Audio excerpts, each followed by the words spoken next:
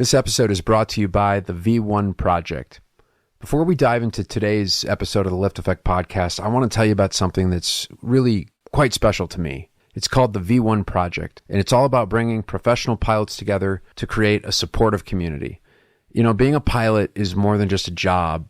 It's a way of life. The V1 Project is here to help you cultivate a core set of values and virtues that will help you enhance not just your career, but all aspects of your life. Many of you have reached out and asked about the LiftAffect Mental Skills course for value-based living.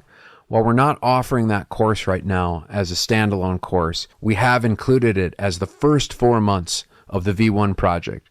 So if you want to take that course, you got to go into the V1 Project to get it. But here's the thing.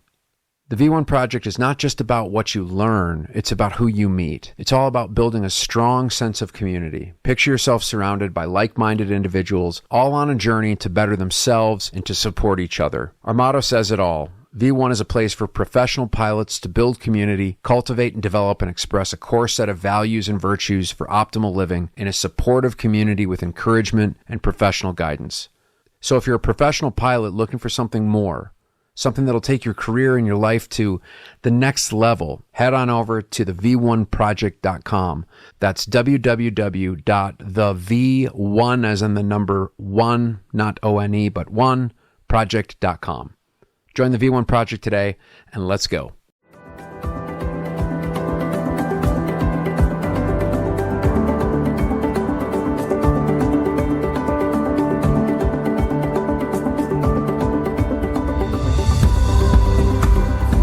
Greetings, everyone. Welcome to the LiftAffect podcast. I am your host, Matt McNeil, founder, clinical director, and director of human performance at LiftAffect, where we assist professional pilots with maintaining better mental health and optimizing their mental skills.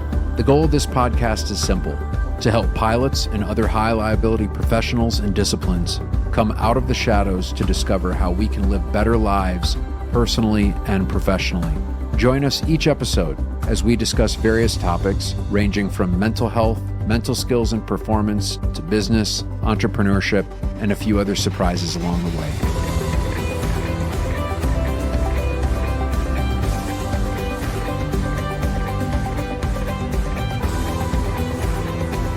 Welcome, ladies and gentlemen, to another episode of the LiftAffect podcast. Your host, Karl Keller, and my man of the moment, hour, day, week, Matt McNeil. Hey, buddy. Hard to live up to that. How is your week going in this hot, sweltering summer? So, how's my week? Week's going good. I had this weird, I don't even want to get into it. Okay, week's good, man. Week's good. How's your week going? I know you summed it all up. You got a buddy in town, which is cool. Yeah, it's really kind of neat. I have like 3 really, really close friends that go way back. One goes back to 78, one goes back to 80, one goes back to 85. This one was the guy from 85, where I met him at Nav School when I first went into navigator training. And we've kept in touch through all the years. He retired a number of years ago. He flew 141s and was a squadron commander and did a lot of neat things. And we just haven't seen each other for a long time. And he said, since he was retired, he goes, I'm going to come by and visit you and a couple other friends. He's kind of doing this like 3 or 4 stop trip around the U.S. right now, visiting some friends. Mm-hmm. And it was just really neat to catch up on all of the stuff. I told him about our podcast, and I said, doesn't he look like Bill Maher? And he goes, oh my God, he does. So I'm not the only one. But it was really neat to see him. So yeah, awesome. I take him to the airport tomorrow. The time together is just, it goes by so fast. Yeah. So yeah. Well, that's awesome. Very cool. And it's funny. This is the hottest week of the year so far here in Virginia, where we're in the high 90s. And he goes, this is a cold snap. It's 100 and my daughter, I'm picking her up tomorrow. She's in Phoenix. She landed there. It was 120. 119. Yeah. And she goes, I gotta leave. She goes, I can't live like this. Yeah. So yeah, it's about 100 degrees here today. So it's been hot. Yeah, it's been hot, but that's awesome, man. That's cool to have friends. So, what's on deck, man? What are we doing? What should we talk about? Well, people think that this is like staged. It's funny. Somebody said, come on, man. You guys, this is all planned out. I got an email. I know you're all planned out. Love the podcast, but stop acting like you guys are just shooting from the hip. No, it's not. I mean, when it's planned, we'll tell you it's planned, but most of the time it's not planned. It's really looking at questions. And now I'll just say this, though, as a heads up. I'm sorry the subscriber feed is not launched yet. It's taking so much. There's so many moving parts to get that thing happening. When that is launched, which is coming up within the next 30 days, it's going to be ready. That is a very planned version of the podcast because that's going to be interviewing people, which requires a ton of prep. So, but yeah, a lot of times we don't really know what we're going to talk about, and we just kind of let the questions take us there. I think the only one that actually ended up being planned was parts 2 and 3 of The Sleep. Yeah. Yeah, because we had another the one. Scientific savvy too. That was took a little. But even then, I didn't know what we were going. Yeah, you didn't know until the reaction from the people as to looking at parts 2 and 3. Yeah, that's true. That's true. So, what we do have is kind of a list of different topics and different things that we think would be of value to discuss, and we kind of look at it and go, hey, what makes sense? Mm-hmm. So, this one kind of is on me because of all the stuff that's going on in the airline industry right now with the contracts and everything. This is something that I think is really I think would be very interesting to our audience. Matt has mentioned in the past that he does coaching, business coaching for other high performance individuals up to and including CEOs. And I thought, this would be a really neat idea to talk about what goes through the mind of a CEO, because with airline pilots, you're normally part of a union if you're at a major. Mm-hmm. And when it comes to contract negotiations, just the frustration of why is it so hard? And, when proposals are pushed back and forth, why things that you would think would make sense don't happen. I thought, since you have coached CEOs of companies, what differences or what kind of mindset and what kind of people are CEOs? Because it takes a certain kind of individual to be a successful CEO of a large company. And what are the issues that because you've mentioned everybody could use coaching and in their business. So what is it that's different or unique or special about coaching CEOs than coaching a pilot? Yeah. Or a basic entrepreneur of a small business? So I think when I look at it, depends on everything is unique. There's not like a curriculum that I use for every person that comes for coaching. And one of the things that CEOs often struggle with, especially let's start with this. When is somebody referred for coaching, or do they seek coaching? A lot of CEOs, their board requires them to be coached. That's part of the agreement, is that they have an advisory board or a board of directors or shareholders or whatever it is, depending on how the company's structured. Oftentimes, they will require the executive to be coached. That's just a requirement. You need to be working with a coach to ensure that you're optimizing what you're doing. Some CEOs will seek coaching on their own. It's not a requirement because they want specific help. So it just depends on what the engagement is. But what I see often is there's a new CEO, somebody stepping into a new role, and they're trying to figure out the lay of the land and figure out what to do. Now, they know more about their business than I do. A lot of airline executives will work with me because I have a lot of experience working with airlines, and I understand that industry. And so they'll select that. But sometimes the CEOs of restaurant groups or law firms or whatever it is, even hospital. I've worked with some hospital administrators that are, high-level administrators. So it just depends on the engagement. But almost universally, when I work with a CEO, is role definition. So understanding and really helping them decipher out what is their role and what is what are the roles of their business operations. There's sort of like the CEO role, and there's the biz ops role, and that's a big thing to be able to define out. Okay, what are the responsibilities? What is the role I want to assume? What is the role where my skills are most optimized for this role, and then figuring out what those lanes are. So a lot of it is discovering even internally within their psychology of what are they good at? Where can they be most useful? It's not always what they want. It's not always what they really want to do, but it's where can they be most useful to the organization, helping them sift through that. So that's one of the big things. Then a lot of things that I'm just sort of the laundry list of things that I will help work on is onboarding. How do they fire well? How do they hire well? How do they give feedback? How do they receive feedback? How do they work creatively? How do they build trust? We've talked about trust on this podcast before. Managing energy, like kind of doing an energy audit, looking at what's their zone of genius.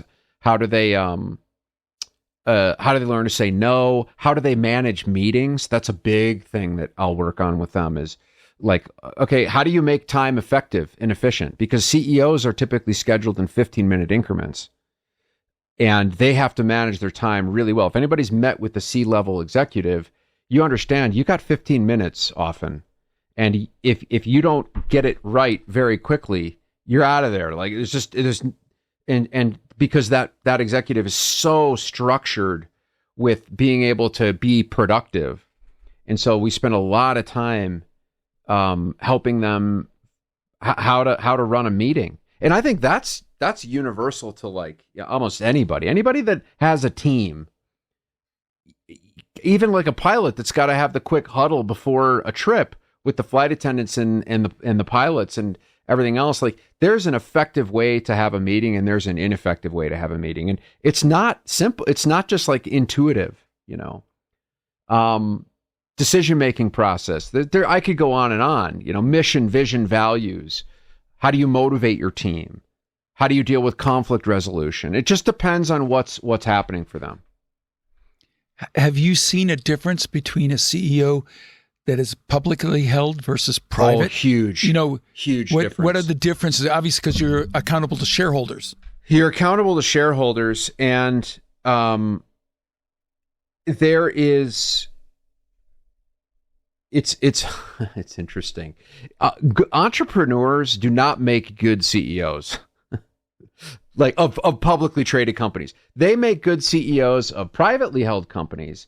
But publicly held companies is a completely different. It's sort of like the mission is totally different, and it's the same way with like a publicly traded company versus a private company.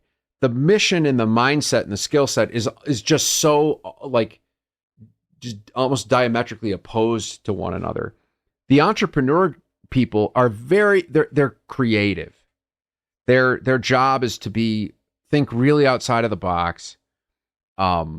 They will typically want to own as much share as possible, if not all of it. They don't give up any of that. They hire quickly. They fire quickly.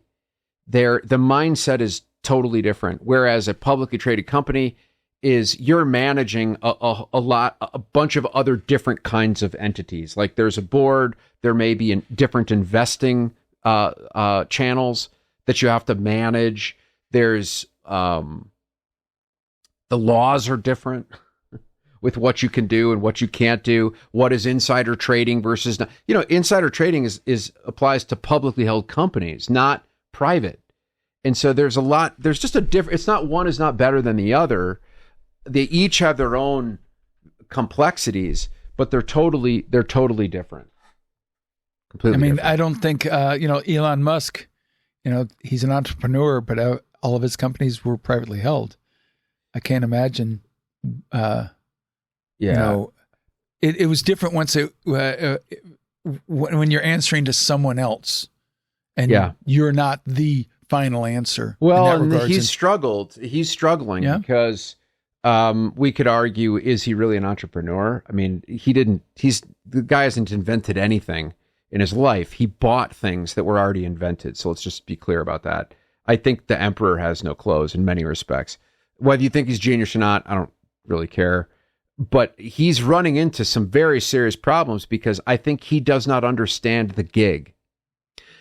I'll tell you something. Here's a really important. Can I riff on that for a second? The gig.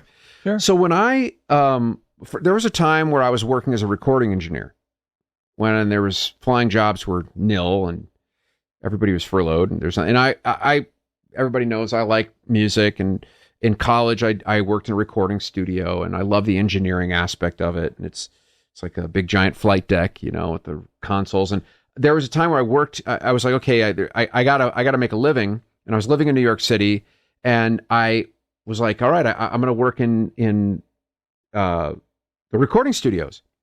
And a lot of these guys that I worked with had gone to these recording schools, like Full Sail, and where that was what they did. And I was this outsider, and I'm here now working audio, and they're like, oh, you didn't go to a recording school.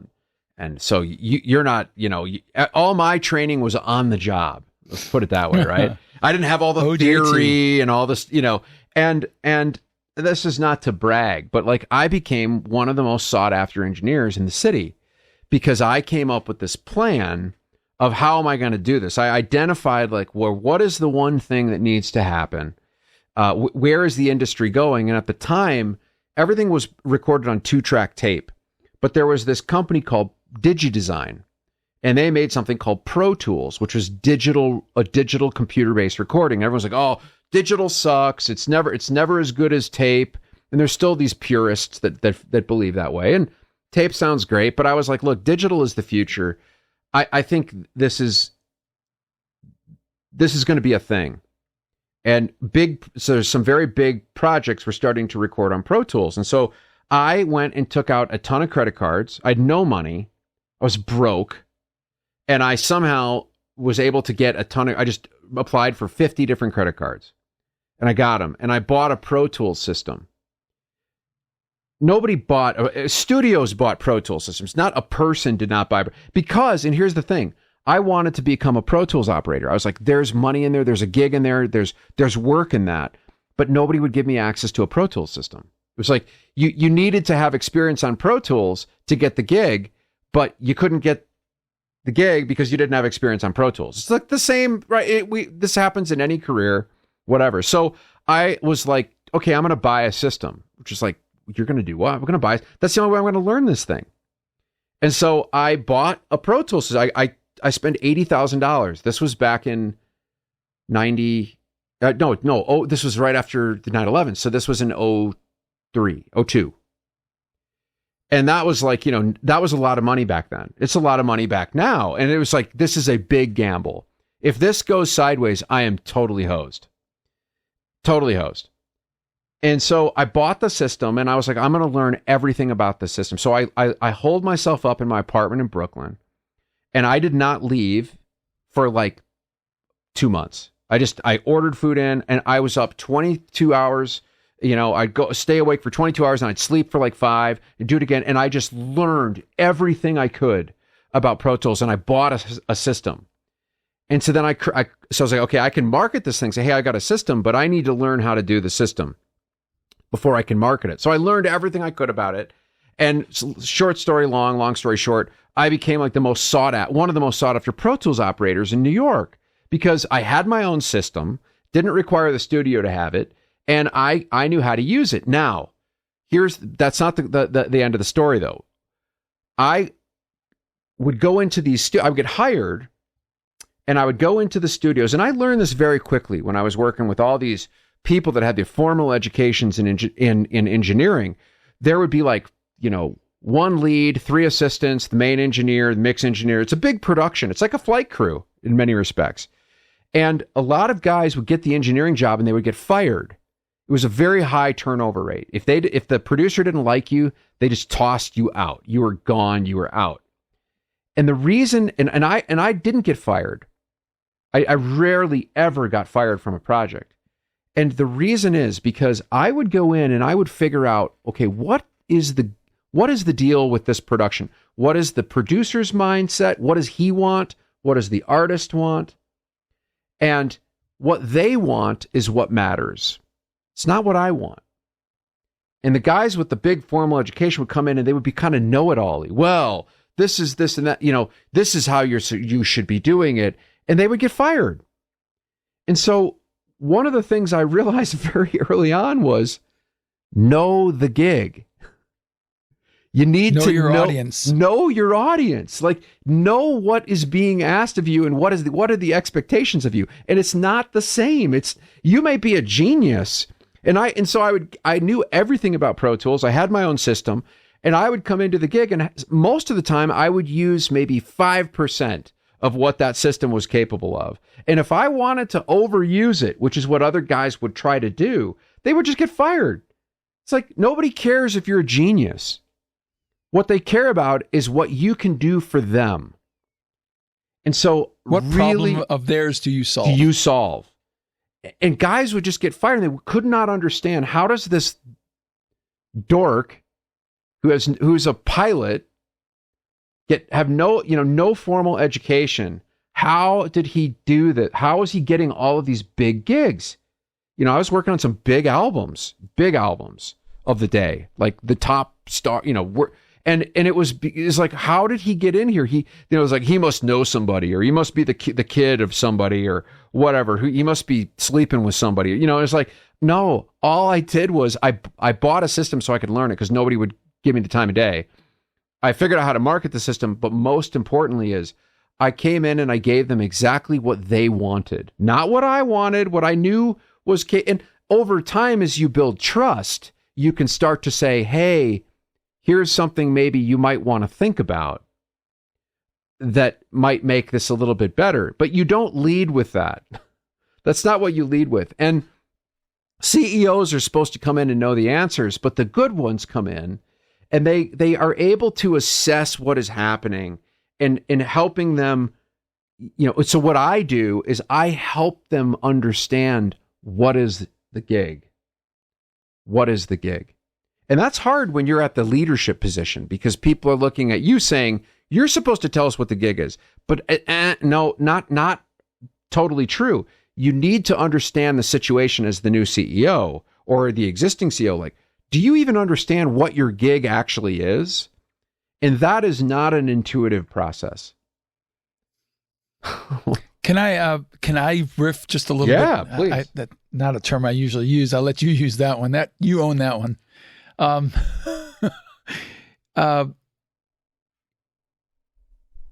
What, in my opinion, what Matt just said worked for him because he put in the commitment and the time to make it work. For all of you out there that are entrepreneur wannabes, use extreme caution when you start using your own money. When he was saying he got all those credit cards. Yeah, I would not. That's a very, that. very extremely dangerous thing, especially in today's environment where if you don't meet the payments, or if you use a zero interest or whatever, 29, 30% interest, it will kill you. So if you have a good idea or make a business case and get a business loan, so at least because your personal money, it's very careful. It worked and it may work for you if you're willing to put in that commitment. But most people have a great idea to do this. They would buy that equipment, but they wouldn't put in the 20, 22 hours that it took day after day to make it happen. And then they get frustrated why they aren't getting any people and they're paying money out the butt. So be really careful that, that's not what this conversation was about. But when I heard, when he said that, I just want to make sure for everybody out there, be careful. When you're in your mid-20s, you can do that because, and I calculate, I was like, okay, if this goes sideways, and I had actually had a business before that I got into deep doo-doo with and figured out how to get out of it and ended up selling it for quite a big profit. So I wasn't like a total noob to this, but I had calculated, well, if this goes sideways, I'm young enough to where I can recover this and still be able to do okay. But in my 40s, right, I would not do this. Now, here's a quick hack. And I coach, this is where entrepreneurs, this is what separates, and a lot of pilots that want to have a side hustle I've worked with a lot of pilots, and this is where what separates the men and the women from the boys and the girls. And they never want to hear this. They get so mad. I've said this before. The biggest mistake is they focus all their energy on their website and not on the actual product that they create. But here's what you can do, how you're not. One is, don't use your own money. There's an unless to that. There's a but to that. Yep.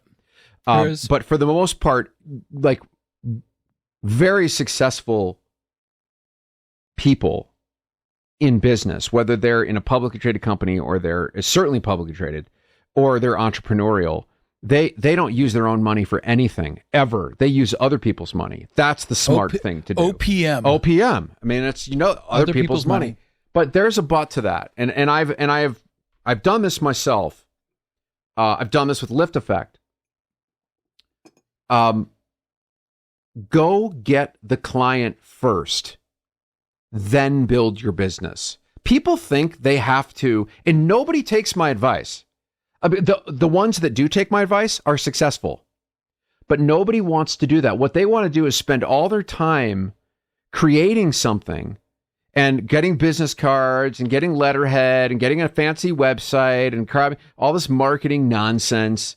They want to spend all their time creating a business, and then they only to realize that there is no business. Like, you created something that nobody wants.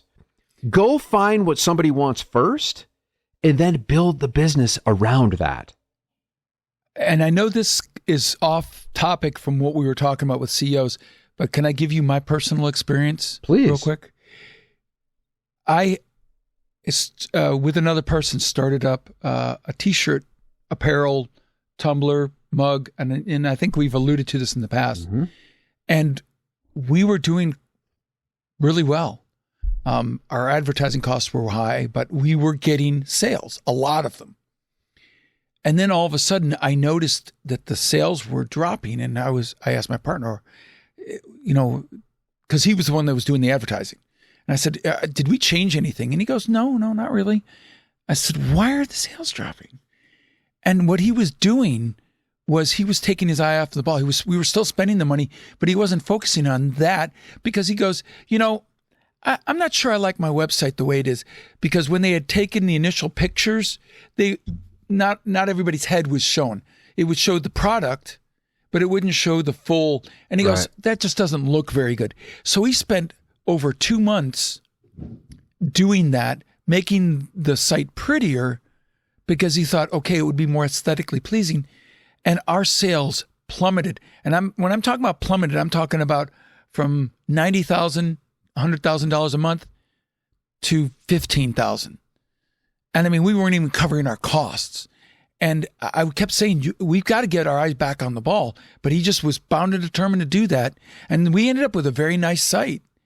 But we struggled to get, we got deep in debt, and we struggled to get out of it after that.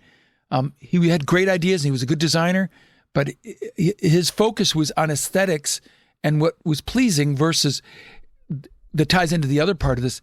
Most people go into a business, but they treat it like a hobby because they have personal, emotional investment in it, and they don't treat it like and make the hard business decisions that they need to make it successful. They have too much ownership in, and like you said, it's not what I want, it's what the customer wants. And just because I may not think that's the best design, the way I wanted it, but the customers go nuts over it, then that's what the customer wants. Don't sit there and say, well, I'm going to give them something different. They may not want that. So treat it like a business, and go into the mindset that sometimes ugly sells. Yep. And that's not, people aren't buying your website, they're buying your product. That's right. That's just an aside that I think that when and I say this, the only reason I brought this up was so many people, like you say, in the aviation career have a side business that they want to do to augment their career in case something happens to them medically.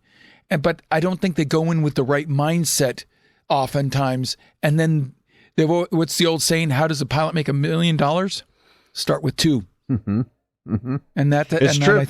It's true. I totally agree with that. And I remember going through a lot of that with you when I kind of helped you look at some of that with your partner at the time. And it was alarming. I mean, how quickly things can just go off the rails by one little pivot. It was like almost overnight. It was like you could see a switch. I could see when he took his eye off the ball, and I thought it was the algorithm with Facebook at first, which does do that, but it wasn't. And I see entrepreneurs do this too. Is they say, they get so firm in what they think their business is that they become inflexible when the market is saying, we don't want that, we want this. And they're like, but this is what we do. And it's like, I don't really care what you think you do. It's what does your client think? What do they need?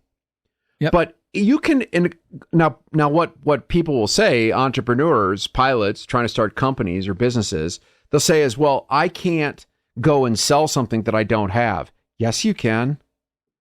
Yes, you can. And it's not to go falsely advertise, say, I have this product, do you want to buy it? And then go try to create it real quick. No, you go and you ask them, would this be, if I had something that I could give you or you could use, would that be useful to you? And you can say, I don't have it yet. But if I did, if I created this, would this be something that you would use? Well, if they go, yeah, that's great. Absolutely. Then go create it. Then go build your business around something that but what people do is they just get an idea in their head and they build all this infrastructure and they didn't do any testing. They didn't really figure out if anybody actually wants this. And that's just the stupidest thing in the world. And it's so easy to do that. It's so easy to get caught up in that. You have to be able to show how you are different from others that may do similar things. Like, isn't it? People, that's, I hate to say it, what I wasn't as smart about this as I should have been. T-shirts, people sell it and they're very successful. But if you can't differentiate yourself from other people as to why they should buy from you, the only thing that differentiates you is price. Yep. So, but we can talk about that in a future one. I guess we went way down the rabbit hole that, and well, let me ask you a question. Let's riff on this one. So let's talk about the airlines. And this is not to offend our corporate brothers and sisters out there that are doing our 135 ops. We should probably spend a little bit of time on that because we do have a lot of listeners on that. But just because the airlines are so in the news right now, because of there's contract negotiations, everybody's upset. The system is melting down. It's like, there was Southwest, and then the United became the new Southwest with the meltdown, and it's just all. And don't worry, Delta, yours is coming, okay? And American, so stop acting like you're. I mean, every airline does that. That's doing well. They're like, we're the best. It's like, don't forget, you were the dirtbag not that long ago, okay? So it's hard. And it's a hard business, and you will be again. I mean, it's a hard business. But from a customer standpoint, where do you think the gaps are? I've got a COO of an airline I'm working with pretty intensely. But where do you think the gaps are? Where are the airlines screwing up? And I'm not talking about the pilots. I'm talking about the passengers.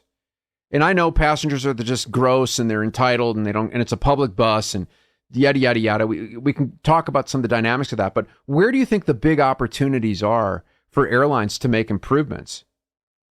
That is it. That is a great question. And it's one I would think I would struggle to answer with any depth quickly, because we have created a lot of the problems because we set up sometimes what I think are, I wouldn't say unreasonable expectations, but difficult expectations to accomplish. People have expectations that, because the airline industry is a very complex management, to manage. I've always said that what we are experts at is dealing with chaos.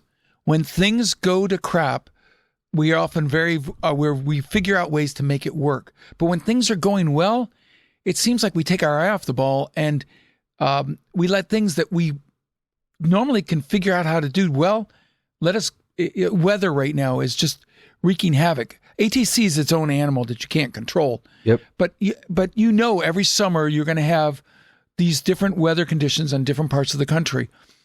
And yet we always act like the operation is agnostic. It's the same year round, snow in the winter and everything. And people have expectation that I'm going to show up on time. I'm going to show up for my flight. You're going to leave on time. You're going to arrive on time. And there'll be times I remember sitting going, we would stay at a gate longer. And actually sometimes it was, we would delay a flight to get passengers on from other flights that were coming in that were delayed or had issues to get people on, because we saw that we were going to arrive because of the weather that day, or the winds aloft would be that we would arrive 20 minutes early. Mm-hmm. So the gate agents, sometimes we would fight our own gate agents because they wanted to close on time, because that was the metric that they got evaluated on. You got to close your gate on the boarding gate on time. Otherwise, that was a mark against you. And we would say, we're going to arrive 20 minutes early, and you've got 10 passengers that are going to misconnect if we don't wait an extra 10 minutes. So willingness to be late, like to make to have some context with willingness to flex with that kind of stuff. Have and context. Let's look at what each individual situation. Sometimes you got to leave because you're taking a whole bunch of people to an international destination where they've got hard connections that they need to make, and sometimes it sucks to leave a passenger or passengers behind. Mm-hmm. Because you're trying to look at the needs of them as many as you can. You'd like to do 100% of them, but you can't sometimes. So but that's I think we create unreasonable expectations sometimes because people. I'll just finish the thought that when you don't close that gate on time, people are already complaining. I'm going to miss my connection. I'm going to get there late. Even when we tell them that's not the case, and they think we're BSing them, and it's so we've not created this. Hey, we're actually doing this because you would want us to wait for you if you were going to misconnect. So I think you highlight what I think is in kind of in your comment there is what is communicated. I think that is the biggest area that airlines need help with. It's swung, and hospitals have the same issue, where everything became customer satisfaction surveys, right? They're make their decisions based on customer satisfaction, and some of that is dumb. Like, customers do not know what is best for them. That's BS. There's I remember in college, I worked in this retail place selling electronic equipment or whatever for a summer. And I had this great manager. He was awesome. I loved him. He really knew what he was doing. He ended up becoming the regional director. And then he worked his way up and became like a C-level executive in the company. This was at Best Buy. Remember Best Buy? But when they're still around, I guess. Circuit City went out of business, but Best Buy was around. And I worked at Best Buy for the summer, and I had this manager. He'd say, look, you know the old adage that the customer is always right? You and I know that that's not true. The customer is not always right. In fact, the customer is usually wrong. Your job is to make them feel like they're right while still being able to provide them with what you know is right. And the airlines have not figured this out. And what they've done is, and the same with the hospitals, they used to not listen at all. And then they just said, okay, the customer's always right. Let's just go on what the customer's opinion is and make decisions on that with these customer satisfaction surveys. Just pure stupidity. They need training on what information is valuable to the customer and how do you communicate that effectively. And how do you state your expertise effectively? And it's like the Wild West out there. When you go to the airport, every crew is there's no standardization at all around gate agents to TSA. And I'll tell you, the TSA process is just is a dinosaur. It's like, and you know what? You want to know how you piss off a passenger? That's how you piss them. You start them off with the humiliation of going through TSA. And now what it is, okay, well, do you have clear? Are you TSA pre? Do you have clear and TSA pre? They've created a first class system, which is the whole. They've created a product. Oh, exactly, a for-profit product off of people's misery under the guise of safety. And there is AI and technology that you don't need to send people through X-ray machines and just these like clean that up. You have to clean that up. But let's say we can't control that. That's the government. What can the airlines do? Figure out how to standardize what information is actually valuable to passengers and what information is not valuable. Stop giving them stuff that's basically the equivalent of interpersonal Doritos to chew on. It's not helpful, and in fact, it creates more conflict. Also, you know what the airlines could do too? They could create a very clear delineation and way of communicating what their expectations are of the passengers and what the passengers should expect from them. But you notice nobody does that. You go to the airport and everybody's standing around not knowing what's going on. Nobody knows what's happening. The crew doesn't know what's happening. They don't know how to communicate it. Some people, you get off an airplane and half the time nobody's standing at the door. No, there's no pilot appearance at all. It's like you've created a bus, just a stupid Greyhound bus. And it's like that wears people down. And when you stick people in the back of an airplane and expect them to trust you, that is a huge loss of control for passengers. And if you don't give them a little bit of like communication and warm fuzzy that like, hey, we got you, we're going to take care of you, this is what's going to happen, is exactly what you see on YouTube everywhere. I'm sure you would could go with more, but to me, there are like four things. One is price of a ticket. People look at that. Yep. Another First is... and foremost. Yep. Another is, do they feel safe and comfortable getting to their destination? The third, are you getting them there at the time because maybe they have a following connection or they're getting for a cruise? And is my luggage getting there? Yep. And in today's environment, when everything is scanned and it doesn't show up, and then the customer goes, "Whoa, where is it? Oh, I'm in Miami, but it's in Tulsa." And then the customer's going, "No, I had an AirTag in there. It's actually in Denver."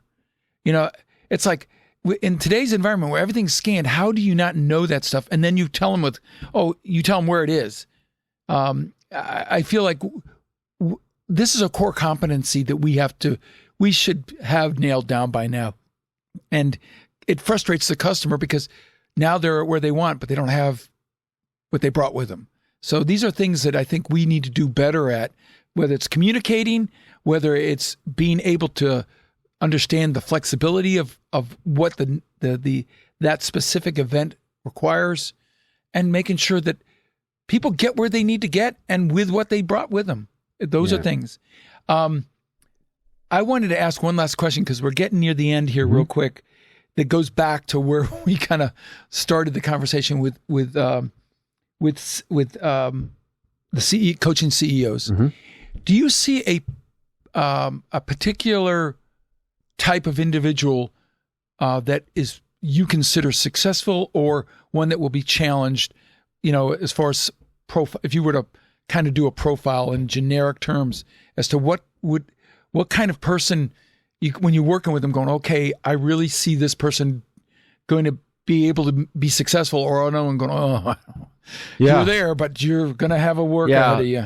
I could not delineate that down into a 2-minute soundbite, but I think you've got to be able to balance compassion, leading with heart, ethics, and competency.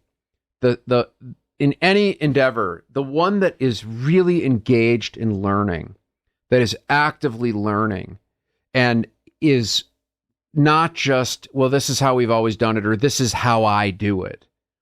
The ones that are really invested in understanding, without judgment, what the situation is, putting their own ego aside and being able to get a clear understanding of where the industry is, where their customers are, being able to see around the corners of what's ahead. Those are the ones that are successful, the consummate students. And it's the same with pilots. The pilots that do, I think that are the ones that you want when the poop goes south, are the ones that have really put the time in mastering their craft. They're not just on autopilot mentally.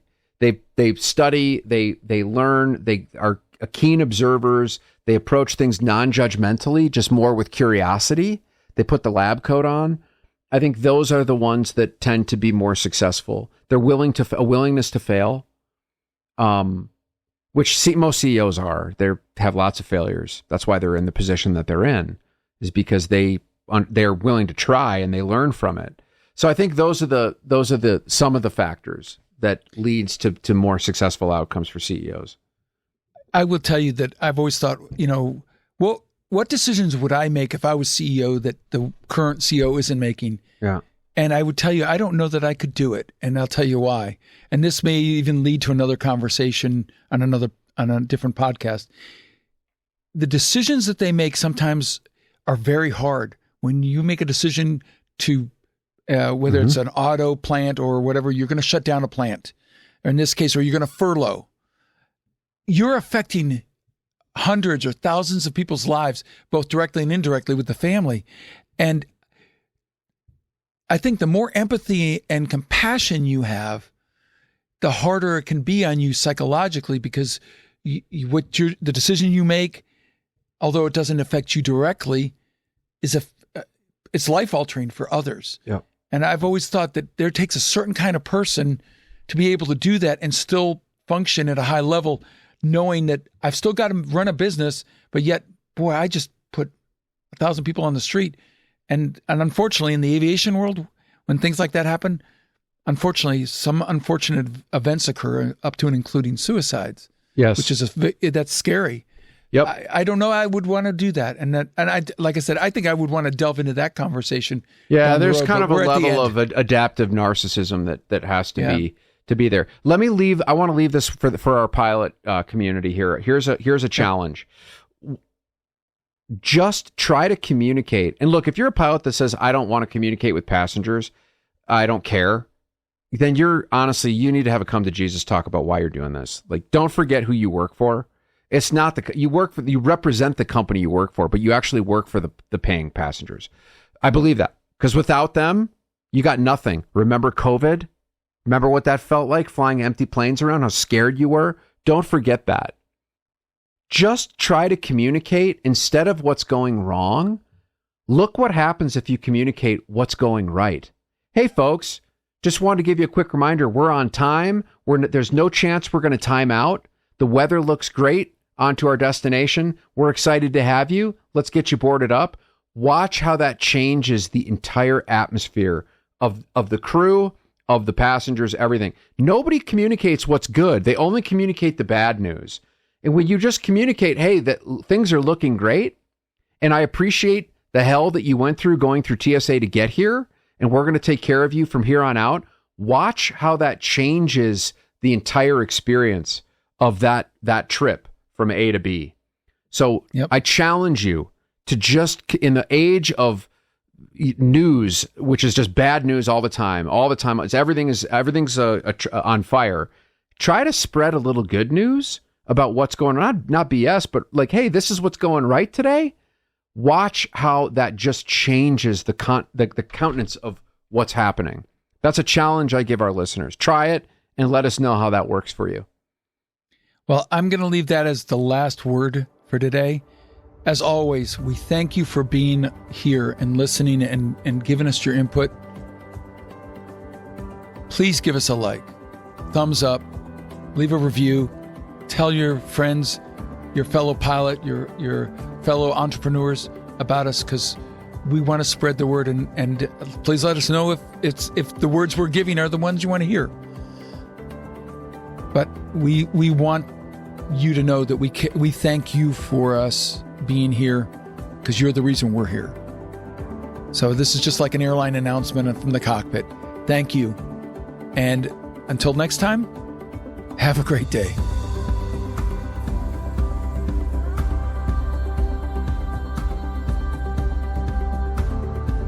Thank you for listening to this week's episode of the LiftAffect podcast.